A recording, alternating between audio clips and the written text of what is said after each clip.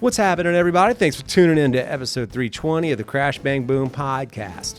Today's guest is drummer Art Cruz of the Lamb of God. Art and I get into the writing, recording, and tour prep for their new record, Into Oblivion, that was recorded with Josh Wilbur, as well as getting into the zone and flipping the script and being the final person to record the record, mutual marching band experiences, David Garibaldi of Tower Power and Michael Shrieve of Santana as drumming influences, and a whole lot more. Hope y'all dig it, and as always, thanks for the support over the last decade. Speaking of which, Crash Bang Boom podcast can be found on all podcast platforms, as well as both audio and video versions of the interviews on the Crash Bang Boom YouTube page. If you're digging the convos, check out any of the previous 300 plus episodes, and feel free to subscribe and or leave a positive review, as it would be greatly appreciated. All right, here we go, y'all. Art Cruz, Lamb of God, Into Oblivion, out in the world March 13th. Tour starts March 17th in Philly through April 26th in Boston, so crank it and go check them out. Crash Bang Boom. Crowds go mad with joy.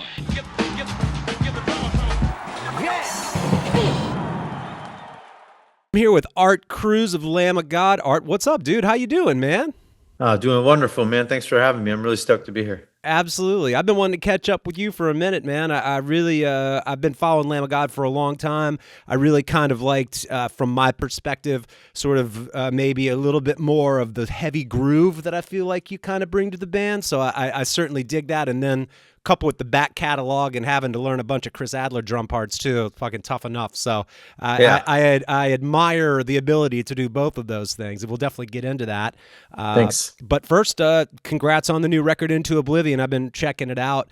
Heavy as hell. You got Josh Wilbur again on the production, man. These records sound gigantic. It's one of those things, man. I mean, I can't believe it's my third one. We were just talking about that. I think it's been such a treat to kind of like really see the dynamics change and the process from my first one to my third one now. So, yeah. I mean, as a whole, obviously as a band, but genuinely, I think Josh is like, he's like the third arm that I don't have, the other foot and the other brain. And he's just, man, I always give my props to him first and foremost, because I really feel like he truly brings out the best in me.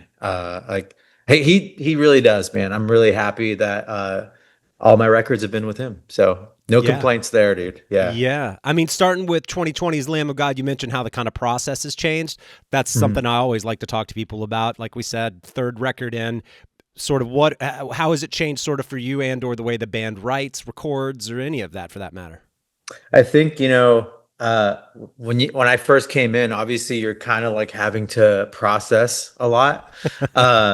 And it all happened really fast, man. Like, I mean, from the moment we finished that, like, I think it was a European Slayer run, we got home and it just kind of all happened really fast. And we jumped right into like the process of writing what is now the self-titled record. And it's been a treat, like I said earlier, to really expand and grow as a unit.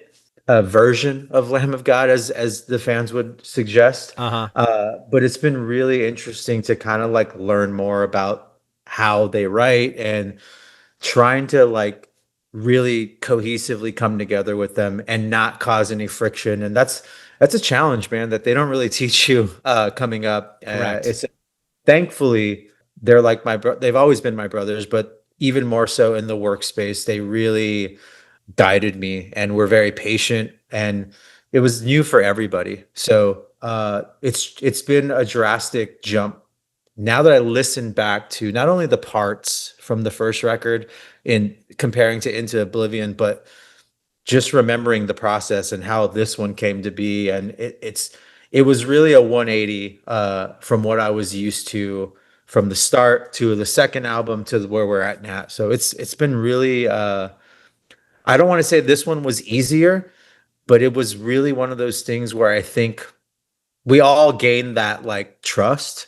I feel like creatively, and early on, I wasn't prepared for that. And I was just kind of terrified. So yeah, I think we just did what we do best on this one in particular. It's that's the best answer I can give you is everybody showed up and did what they were supposed to do individually, and it became, in my opinion, like a greatest hits collection of songs, but they're Uh-huh. all original. So it's really cool. Yeah.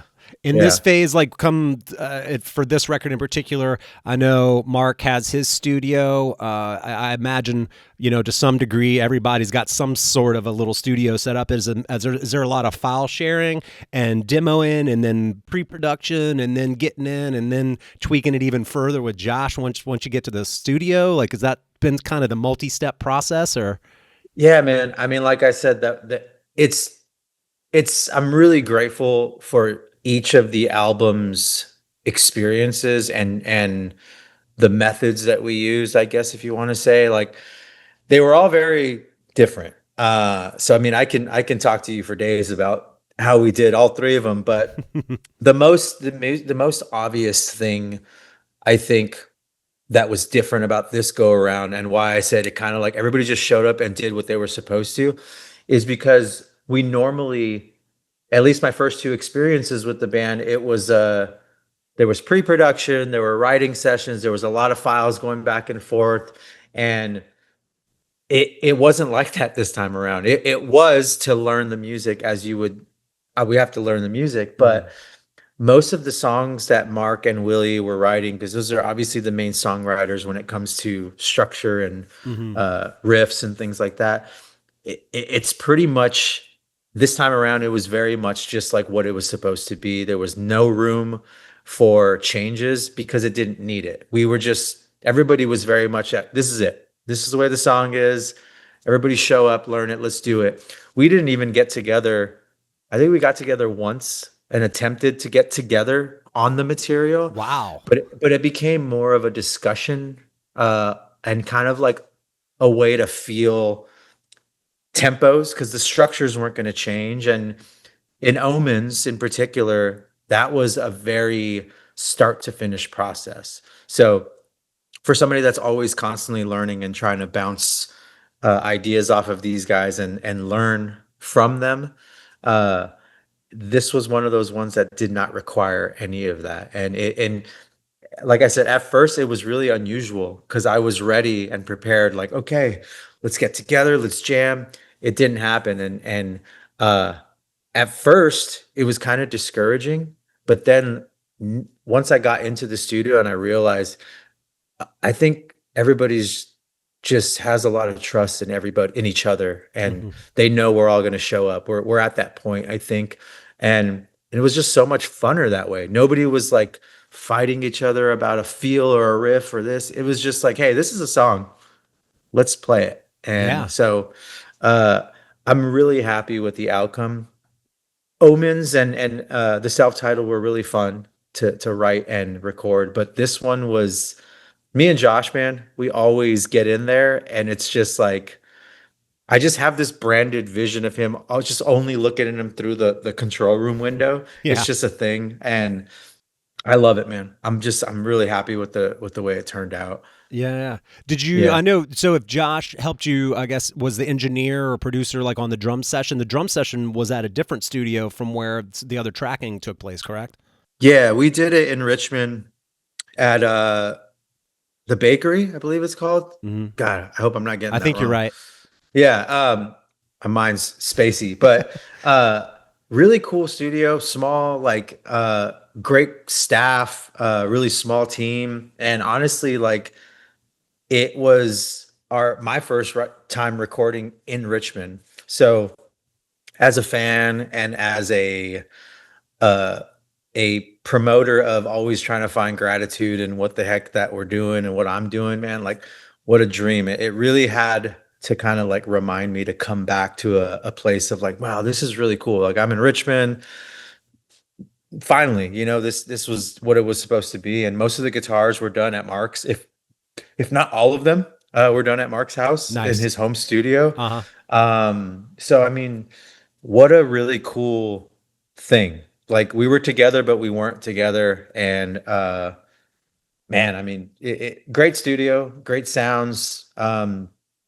Really happy again with the drum parts on the nerdy stuff. Like I feel like I was just a lot more loose on Yeah. this record, and it just I hear it compared to the first two recordings. I feel like I'm not so tense, and a lot shows. And I'm sure you can, as a drummer, you can understand that when you have this like flow, it flows. Right. I mean, it's a flow. So this one definitely flows. It really sits. Yeah. I can Yeah. imagine, and something that I've talked to many drummers over the years when they join a band, and there's a pretty substantial back catalog to where you're Mhm. also sort of acknowledging what came before you, whether you're trying to channel that ultimately or not. Subconsciously, it's going to find some of its way into your playing. So I think Absolutely. where you're at now is probably like, I mean, you would say trust. I think y'all just have a better feel for each other, Mhm. and ultimately, I suppose, trust. But in that, I think could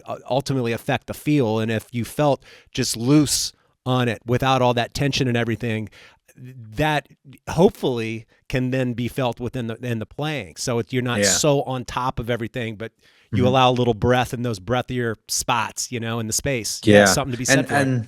and that's something that's now that you mentioned that and being able to feed off each other, you can't really do that when you're not together, right? So Right. that's it's a very strange language that I'm trying to explain. Like I'm sure the average listener won't understand what the hell I'm talking about, but it's Mm. like when we did Omens, we were in the same room. Yeah. There's a thing there, Uh huh. and it's that's a specific type of feel, but it's also you can still get the same thing when you're not together. Yes. Uh, and that shows a lot with the riffs that are Mm. being written and I record last, so like Did you I record last. I love doing that. I really? If I can, I mean, if for any drummer that's watching this now, man, if I'm always trying to tell people, and if there's anything I learned over the years is to really play for the song. Like Mm-hmm. most drummers, where the drum community is wonderful, but sometimes it's like, holy shit, like how many things can I fit into this one space to chop it up and do the fast thing? And that's there's a time and a place for that. But for this particular record, I feel like less was more for me, Uh huh. but there's more parts. Right. It's really weird. I laid back and I didn't try to. I just let it happen. And thankfully, a lot of the songs and a lot of the structures of what Mark and Willie brought, there was a lot of space. They left me a lot of space to kind of show up and get down enough. But like I said, it's less was more. I played for the song. Um, and I just played as a fan. Like, what would a drum fan like? When I go listen to the Black album, Mm. as laid back as that is, how many times can you air drum like parts and just like it's for the song, And I'm playing for the fan, and but there's always a place for the drummer, right? I'm always trying to sneak that in there a bit, but Yeah. these particular parts were much simpler, uh, but I was just flowing, Yeah. mechanical flow, man. I was just flowing. Yeah. That's cool. That's funny you mentioned the Black Album. I've gone on a little bit of a tear recently where I listened to the second half of it when it originally came out in '91. I had the cassette tape, and there's all that songs on side one in my brain, and then on the other side, I think it starts around like Of Wolf and Men, and then you've got like The God That Failed, and some of those songs on side two fucking kill. It's Wow. a thing. I mean, and it's crazy. That's what's cool about Into Oblivion. Not that we didn't pay as much attention in the other two albums that I did, but the track listing on this particular album, Hmm. it really has a flow. Yeah. I mean, this is the flow album, man. Like I'm just telling you, it's a great track listing. It's got all of the dynamics that I think you need. It really is to me a greatest hits album, but Yeah. with original music. That's cool. I hear everything. Because I don't lose that fan perspective. I'm a fan at first, you know Yeah. what I'm saying? So I feel like I have the upper hand on maybe the advantage to like kind of put that in their ear sometimes. To like, Hmm. hey, like what about this? Like y'all used to do this. Like remember when you did this on Sacrament and like this on Wrath and like it's we're always inspired by ourselves, and myself included. I have my little nuances now as a player that developed in Lamb of God, they shined a lot more. I'd like to believe in this record. Yeah, yeah, Yeah. for sure, man. You mentioned sort of your original foray, I guess, into the band. Correct me if I'm wrong, but did you sit Mm. in for Chris Adler at some point, and then ultimately that became then the next? Then at some point, I mean, I'm obviously simplifying it, but No, yeah. My old band Winds of Plague was on tour with Lamb of God on the Mayhem Fest in 2010. okay, And that was a it was kind of like I did like a practice run. I almost filled in. So I okay, almost filled in. So it was one of those things where like, hey, come up and like play a couple songs to kind of get the feel, just in case if this is a real thing. And I ended up playing like Laid to Rest a couple times at different shows, and that was fucking nuts too. I mean, that was crazy. But lo and behold, I mean, I would like to think that a lot of that particular moment had a lot to do with being the phone call to fill in for the Slayer tour, and then what became me entering the band. So uh, you don't know what moment is going to be that moment, later down the line. But I always go back to that particular time, and I always feel like that was a potential a tryout, maybe. right, Since we were friends first. I've been friends with the band for many years, and that was just one of those moments. Like, actually, we got to rip with him on stage in front of yeah, a big crowd.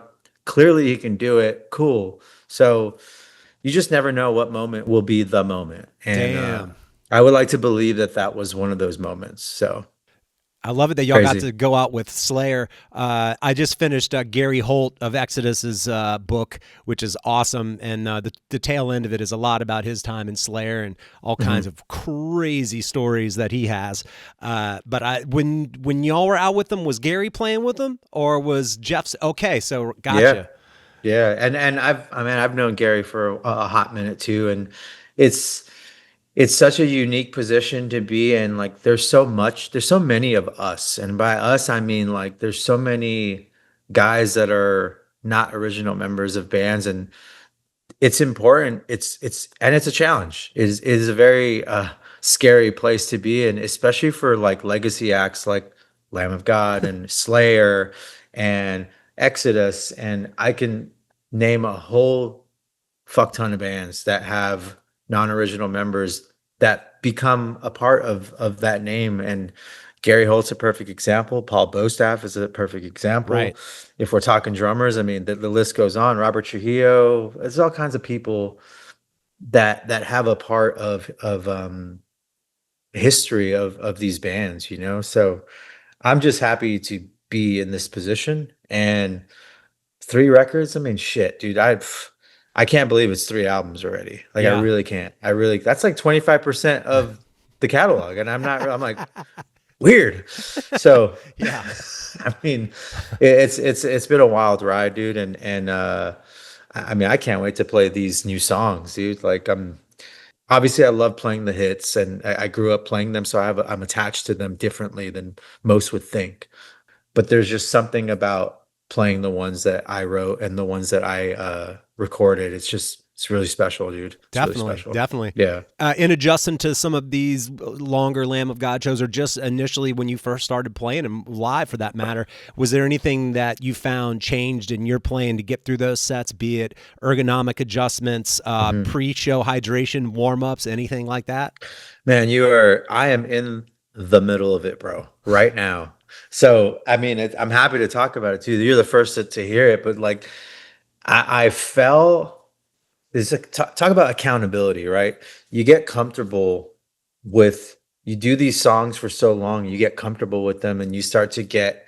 I like to think the ego is telling you like, "Oh, it's fine, you got this shit, no problem." Like, it's not a memory thing. Right. Clearly, I remember the songs, but execution of said songs, you tend to fall off a little bit, and if you're not staying sharp, you're gonna fall off. Yeah. And so I've actually we got about today's. the ninth. I think about 3.5 weeks until our rehearsals begin for the next tour. Mm-hmm. And I started 2 weeks ago. I'm like, all right, I'm gonna give myself 6 weeks and dial because I haven't done it like this in a while because you get comfortable. It's like, all right, I'll wait till like the week before. I'll start getting loose and Right. I'm getting older. Yeah. I'm getting older, and I've changed a lot from when I first entered the band to where I'm at now. The kit setup has changed dramatically. Really? Yeah, I mean, I did a video with Gibraltar talking about how we rebuilt this new rack that I'm using now, and my buddy Brandon, Brandon Green, who runs Drum Mechanics. It's like an Instagram page. He's been really helping me on my everything, like for this time around, ergonomically, workout wise, Wow. drum exercises. I've never taken my playing so seriously. Wow. And the last time I did this was when I got ready to join and play with Lamb of God Mm. to learn the songs on the Slayer set. That Mm-hmm. was the last time I did what I'm doing now. That was 8 years ago almost. So it's kind of crazy to go back to that. And it's just showing that I'm trying to take some accountability for I can't do this. I gotta stay doing this. Uh-huh. And the only way to do that is change everything. I mean, I changed everything, man. I mean, I stopped drinking 3 years ago. I I eat extremely well. As Brandon would say, 80/20 on the kit. I do that with my life. Like I'm 80% very, very much dialed on what I'm eating, what I'm drinking, and what I'm doing.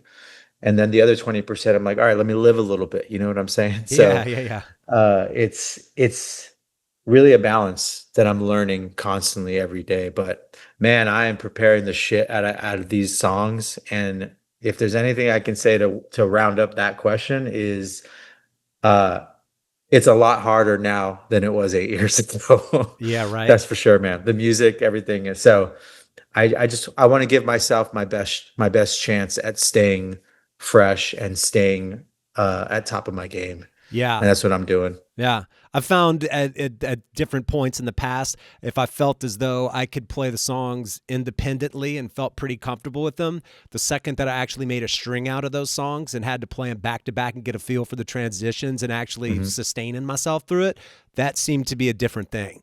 And that's Yeah. that's something that really, really perhaps you is that kind of what you've been doing. It's like I'm playing the set at this point. Yeah. And you know what's crazy, man, is I was my priorities were all fucked up. And like it's a constant learning process for me. But I was in the gym, I was eating good, I was feeling good, but I was in shape. It's actually something I just said. I was in shape, but I was not in drum shape. Different thing. Holy shit. It's a different thing. But obviously I'm a week and a half in of just, I'm playing 6 days a week, Mhm. but very smartly, I guess. There's a day where I'm doing drum exercises, just focusing on my hips and my shins. I Right. hate that day. Yeah, that Um, sucks. hate that day. But lo and behold, later on in the week, when I go back and I'm just playing the set, it makes a huge difference based on just, I don't realize I'm using those muscles Good. Okay. Yeah. ever, man. So Brandon has been a dream to kind of get me going into that direction. Um, yeah, I'm just working all the shit out now, and call it lazy, call it uh, unmanageably not taking it seriously. But man, I'm actually looking forward to this, and I really want this. I'm really inspired right now, and it's fucking go time, man. I gotta show up, I gotta Yeah. show up. As Mark Morton always says, this is the fucking NFL. That's what's up. So I'm treating it like that. Yeah. Yeah. Yeah. Would you revert back to the early days of you playing? I know you have some like marching background as well. We could definitely talk a little bit about that. But Mhm. what came first for you? Was it marching band and a single snare drum, and then ultimately the kit? And if so, what year are we talking about? Man, it was 2005. which is crazy. It feels like it wasn't that long ago, but it was. I was a junior in high school, and man, I didn't have a drum kit. I was borrowing people's drum sets, just trying to play drums, but marching band came by accident. My, the band director, Frank Enohos, he was at my high school, South Almani High School. That dude, I think he changed my life, like completely. Like he gave me a chance when I didn't even want a chance. Yeah. He saw something in me, man, and he really was like, "Hey, like come here for a second. Let me show you this. You might like this." I was fucking off in his piano class. Like I was just like messing around. I changed the programming on the piano and make it drum sounds. Mm-hmm. Class clown shit, not Right. paying attention. And he's like, "Why don't you come after school and play with the real drum line?" I was like, "That sounds lame." All right. Yeah, whatever. Yeah. I showed up and I saw unity. I heard thunder. I heard five bass drums hitting at the same time, Mm-hmm. cadences, snare drums. I was attached to the tenors. Okay. Like there was just, it had this thing that it made me feel a certain way. That's funny. And Okay. so honestly, man, I jumped into it really fresh. I did one band camp over the summer. Yeah, I went to band camp and Yeah. went over the summer, and he pretty much was like, "Hey, I think you should play the tenors." I just had it. I don't know, call it a gift or call it Yeah. luck, whatever. But I just had a natural. I naturally just had it on the tenors, and I usually you got to work your way up Mm-hmm. to get to the tenors in marching band. So I did that for 2 years, and I started my first band my senior year, uh, with members of the band, metalheads and shit Right. like that. Right. One of which was a trumpet player. Like, Yeah. so music, the band changed everything. Marching band changed everything. Discipline, excitement, camaraderie, how to play with others, and just like some of the best memories of my life. Going to football games and like having the drum solo bit and everybody looking at me is just it was a whole piece of my life that set me up, I think, for these moments that I'm doing now. Yeah, yeah, yeah. I grew up in Southeast Louisiana, and because Mardi Gras is a big thing, and parade culture is a big thing down there. Marching bands is always a big thing. You got a whole season built around it, in addition to football games and whatever else. And I just had an interesting teacher as well. I kind of got in, and he just let me do whatever I wanted to. He would maybe judge me the harshest on whether or not I had my rudiments down come time for like the final exam. But I was like, I don't really want to do these football games. He's like, you don't have to. And I was like, I honestly don't know that I'll really want to march either. Yeah. And he was like, you should do it for at least one season. And I did it. And I was also like, I kind of don't like being in parades and the like harnesses digging into your back and just like the weather and everything Mhm. else. I was like, this is kind of brutal. And then at the same time, I was starting to play drum set, or had been at least for a year or so. And then I was like pretty sold. For me, it was so much more fun to go and actually try to attempt to make music, Mhm. as derivatives as it might have been for that point in time. Mhm. But just that outlet was so much more awesome and so much cooler than doing the band thing. So I kind of was in marching band, but I rarely marched, which is kind of ridiculous. It's kind of funny. And you know what? I mean, again, like I catch myself doing the marching shit and doing the skip to get back on fucking beat. And I learned a lot doing that. And we were mainly strictly a marching parade band. Like Uh-huh. we did competitions like with schools and Yeah. your lines, how straight were your lines and all that stuff. And we won a Right. couple, and to kind of be a part of that, it did something for me. But what's funny that you probably don't even realize, I can't read music for shit. My sight reading sucks. Oh, I don't even know how to read music, period.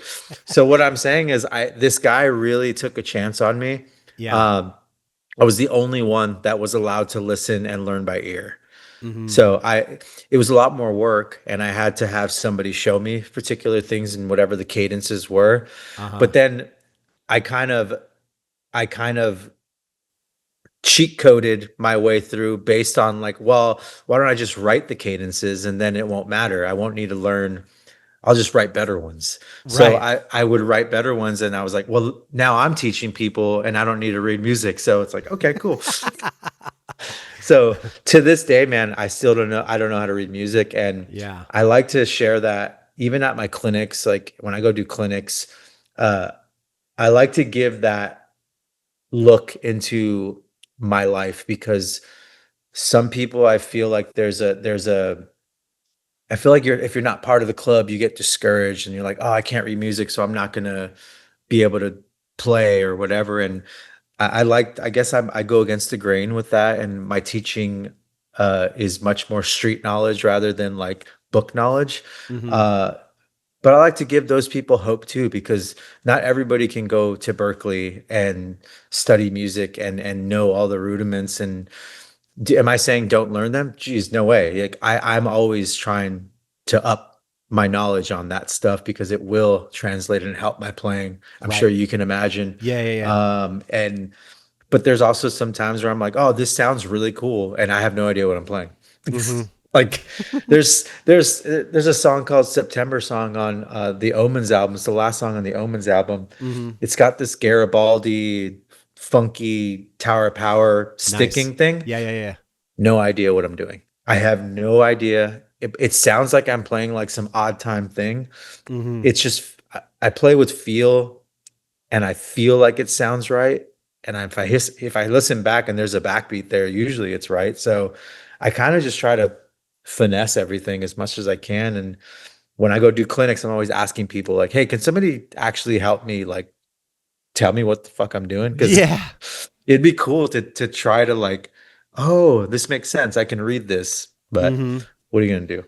Yeah, yeah. I'd studied with guys at college as well. Some awesome series of drummers for a few years there, taking drum lessons. And one of the guys that was pretty adamant as well. I mean, everything that we did was sight reading. I'd take it home and be like, God, I just don't even know what this is. And my whole day, I'd be like, Hey, man, play this section. And then I at least had it in my ear. I'm like, that's what that is. Okay, Mm. some weird dotted triplet.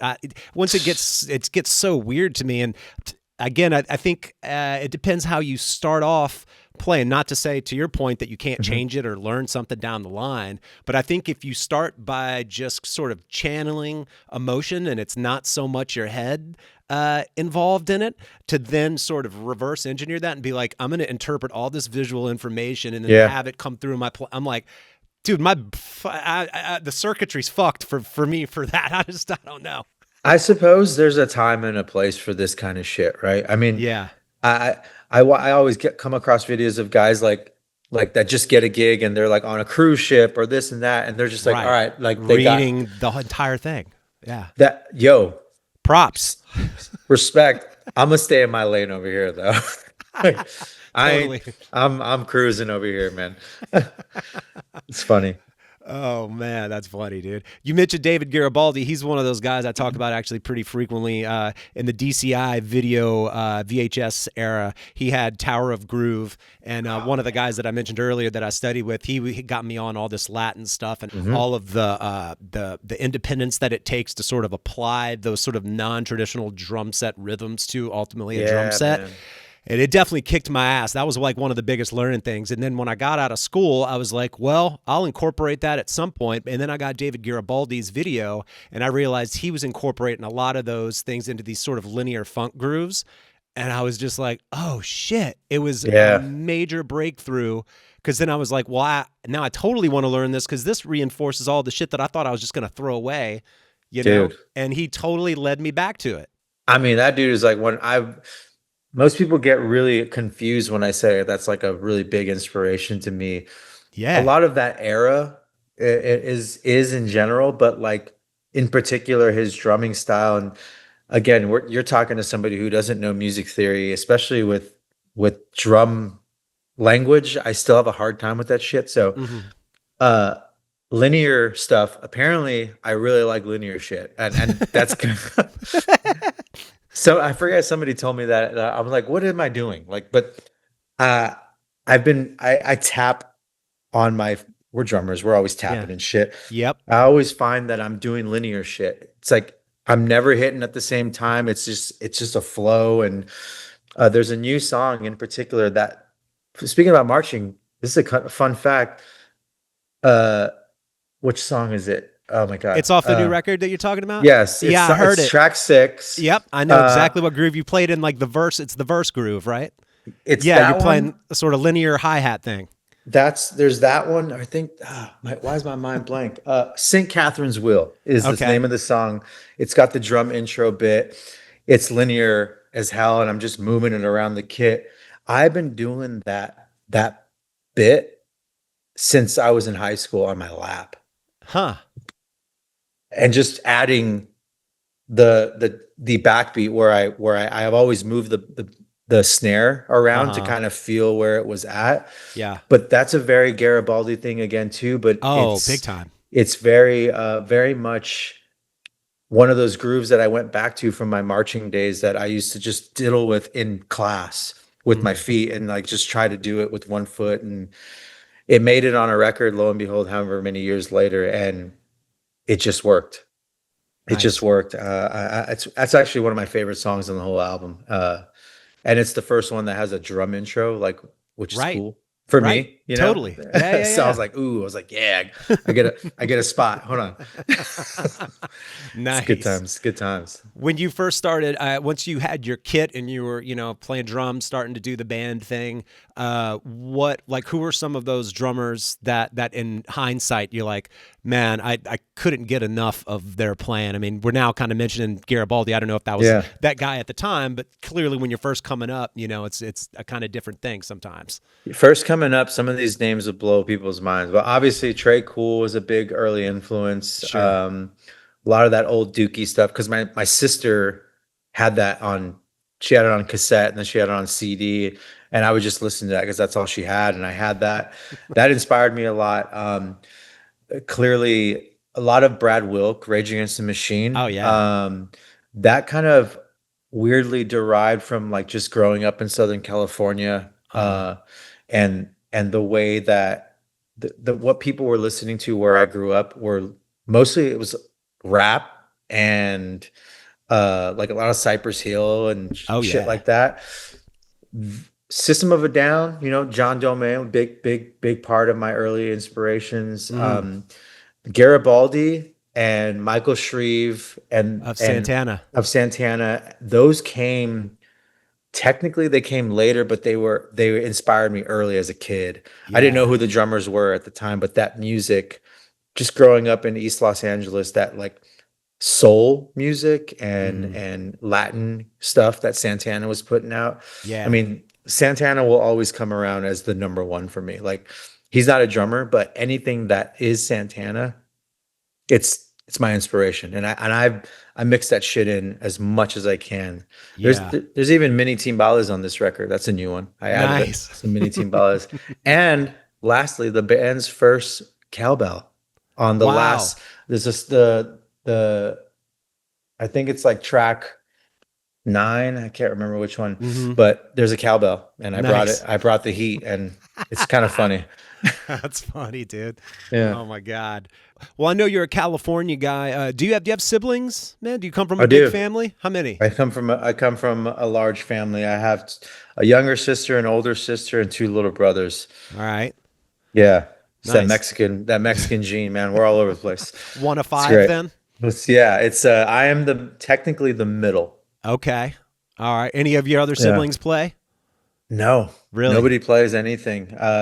Music was not a big part of my family at all, like physically. Right. But that's the crazy part, and why my culture is everything, man. I growing up in East LA and growing up Mexican, like with parties and gatherings and live music.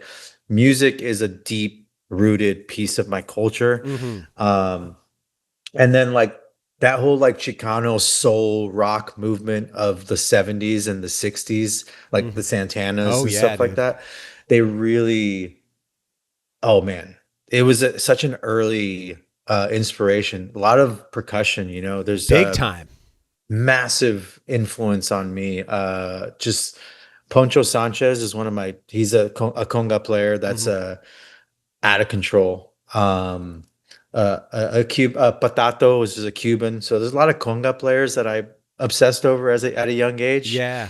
And it's funny, like I added mini timbales and cowbells to this record, and it's a trip because it's right where it needs to be, and it's part of my identity that I've always wanted to incorporate. Yeah. And uh, thankfully I was able to do it and find a way for it to work. Yeah. And Josh had my back on it. He's like, let's do Nice. that.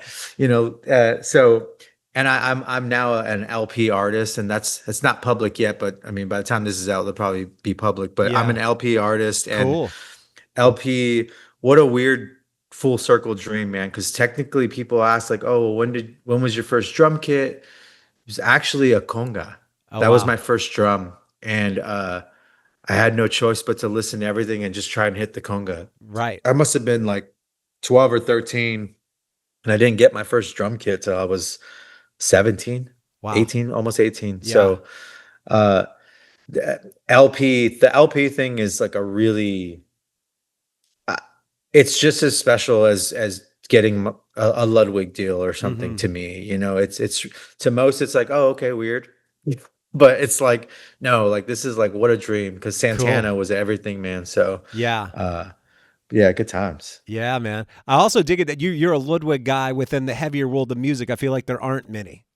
No, dude, and that was part of the real an eye-opening thing with my rep Uli. He's one of my good friends and uh he had a very valid point when he's like, listen, like, because I was kind of like shopping companies at this point. I played Crush Drums for a long time, and then they went Mhm. out of business. So it was Uh-huh. kind of like I was like, what do I do now? And I mean, by the graciousness of the world and the universe, I was able to like kind of like, who do I want to play? And I can kind of play whatever, almost, it seemed. Yeah. I had a lot of options, and I tried a lot of options, and it all boiled down to on repeat. I'm gonna keep saying his name, Santana, Michael Shrieve, Yeah. the Woodstock drum solo that he did, Crazy. and that Ludwig logo, and Bonham, Yep. and Bill Ward, and it was just Ian like, wait, Pace. like, yeah, oh Yeah. my God, Ginger Baker and all these. Yeah. I'm like, Everybody was ripping Ludwigs back in the day. and I didn't realize, but those were the '60s, the late '60s in particular, were a real impact on me, and I he kind of was like, yeah, all those guys are playing Ludwig. I'm like, whoa, like what, and the innovation of Ludwig uh, is something people don't really pay attention to. Like when you think Ludwig, you think vintage, you think classic, you think whatever, maybe. Right. What a wild time to be a part of what they're doing. Like Yeah. innovate. I mean, I play the classic Oak series, which is extremely modern, and I'm playing extreme metal, and I think I'm the only guy. Yeah. There might be another guy. Ralph Alexander's another cat, plays with Oh, Poppy, interesting. who's You're right. I've interviewed him. yeah, Yeah. Yeah. Yeah. Yeah. yeah. Y'all are like the only two dudes.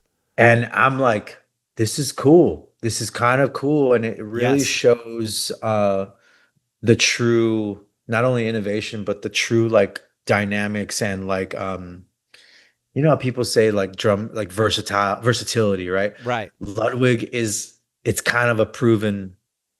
It's like, okay, I'm playing speed metal. I can play funk, Right. jazz, this, that. What do you need? Here we go. Right. Yeah. Absolutely.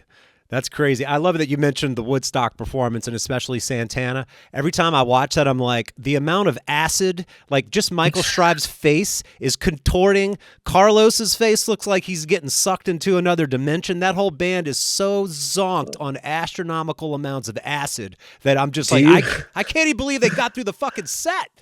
do you know? Did you ever see the interview that Carlos talks about that? I think Oh so. my Yeah. God.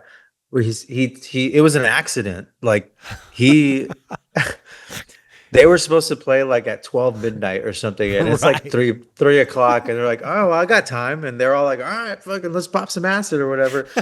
And he's like, no, you're up now. And he's like, wait, what? And he explains that he's talking about like his guitar neck was a snake, Right. and he was trying to like control it. And then I go back and I watch that, and I'm like, there's a snake. He thinks there's actually, he's like, I'm like, wow, like that's giving me goosebumps right now, just like talking about it. But what an iconic moment. And Ludwig in the forefront, man. I Like know, it's right? just classic Maple. I'm always hunting for that drum kit, like something around that era. Like I hear I'm you. not one for big collectors, but if there's anything that I would invest, uh anything from that era. I think it's like 67 Uh-huh. to 69 when it would have been made.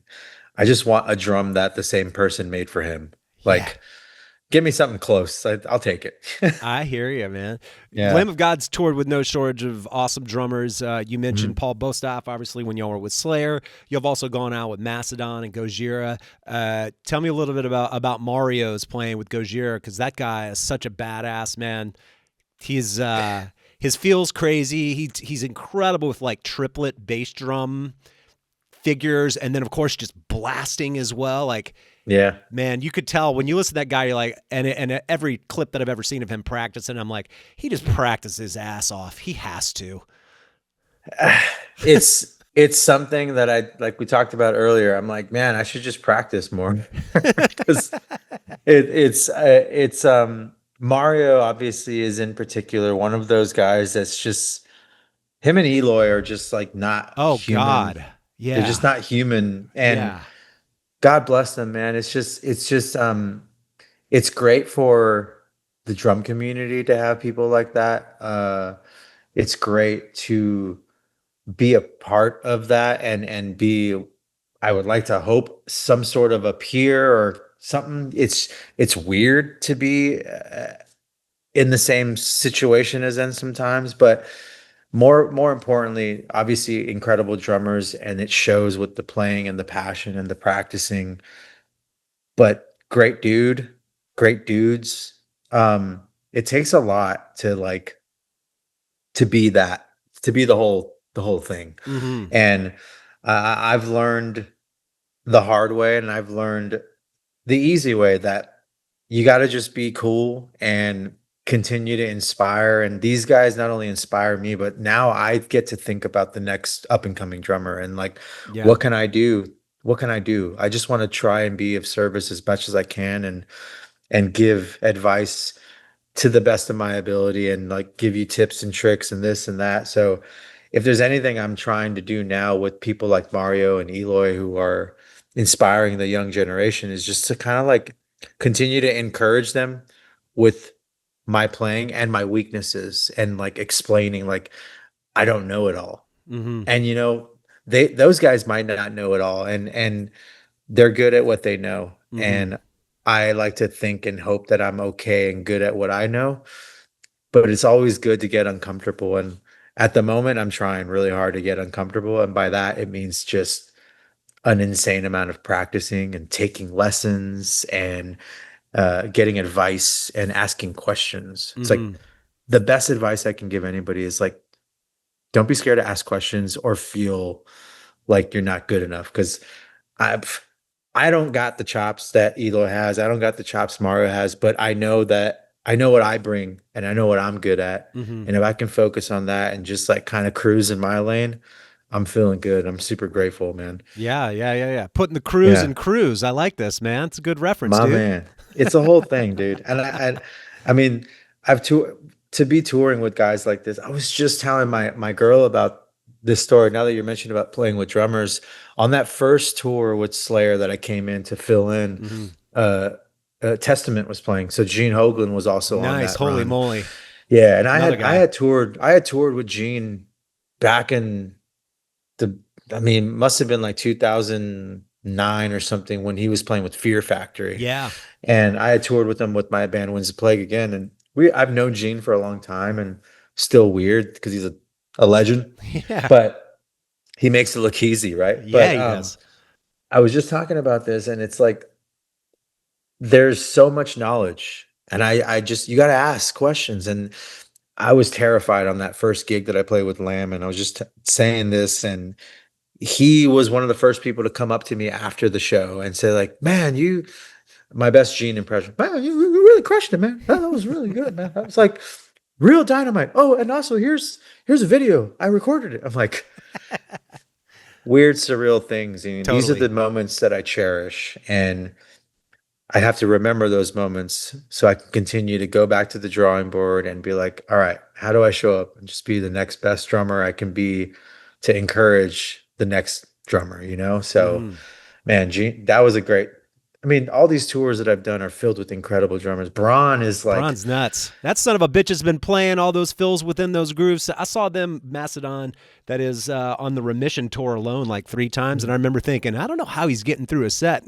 That son of a bitch is still doing it. it's and that was a crazy tour because we were playing Ashes of the Wake front to back, and they were playing Leviathan, and what an iconic moment to be a part of that, right? And scary, you know what I'm saying? Like, I feel like the microscope was there, and it's kind of like, what are you gonna do? Where's it gonna go wrong? And I was under a lot of pressure for that one in particular, probably with myself. As drummers, we always, we're our worst critic, man. Right. But if there's anything about doing tours like that, but having Braun there, man, that guy made me feel so good about being there. Because there's moments where you don't feel like, I'm like, man, I'm not going to do these parts justice. I'm doubting myself, whatever. To have a legend like him and watch him crush it every night, and at the same time have him like be there to be able to ask questions and talk to him and get his opinion, and what a special amount of knowledge, you know, all these guys, these people we look up to and forever. I can't stop that. I'm sure you have people that you look up to and you can't not. Of course. So yeah.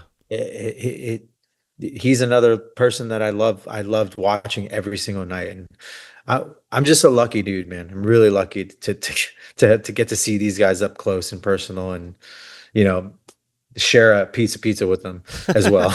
That's awesome. Right on. Well, Art, it was great talking to you, man. Fun Pleasure. Talking about Santana and drums and gear and all the bands and drummers and marching band and everything in between. That was a good one, dude. Love it, man. Thanks for having me. I appreciate it. It was fun. Absolutely, man. We'll have to catch up soon.